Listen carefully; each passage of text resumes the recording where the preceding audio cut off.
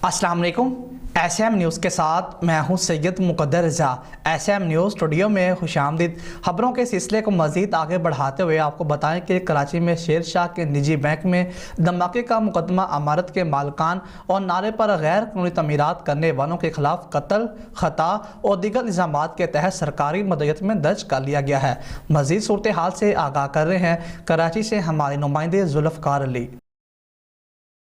जी देखें, जिला कमाड़ी के 60B थाने में FIR नंबर 449/21 SHO इंस्पेक्टर जवार हुसैन की मदीयत में दर्ज की गई है। शेर शाह धमाके का मुकदमा ज़ेर दफ़ा 322, 337, 427/34 के तहत दर्ज किया गया है, जबकि दफ़ा 322 कत्ल खता की है, जिसके तहत नाले पर गैर कानूनी तामीरात करने वाले नामजद हैं। दर्ज मुकदमे के मुताबिक कानूनी तामीरात करने वाले ही दफ़ा 337 के तहत शहरियों को हलाक और ज़ख्मी करने के मुलज़म हैं। दफ़ा 427 के तहत इन मुलज़मान पर शहरियों का माली नुकसान करने का इल्ज़ाम भी है। मदई मुकदमा के मुताबिक बम डिस्पोजल स्क्वाड ने रिपोर्ट दे दी है कि धमाका नाले में कुदरती गैस के जमा होने पर हुआ।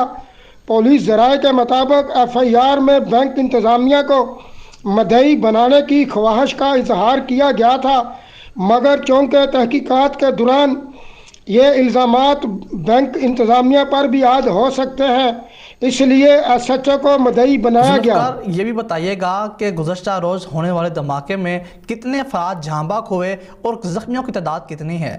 जी बिल्कुल, आपने एक अहम सवाल किया है। इस हवाले से SHO इंस्पेक्टर जवार हुसैन का कहना है कि मुकदमे के अंदराज तक 15 अफराद जहाँ बाक हुए थे, मगर इसके बाद मज़ीद 2 लाशें मिली हैं, जिसके बाद यूँ इस वाक़े में 17 अफराद जहाँ बहक हुए हैं और 11 अफराद ज़ख्मी हुए हैं। जी ठीक है, बहुत शुक्रिया जुल्फ़कार। आप हमें कराची से धमाके की सूरत हाल के हवाले से आप हमें अपडेट कर रहे थे। अब तक के लिए इतना ही। मज़ीद खबरों के लिए देखते रहिए SM न्यूज़।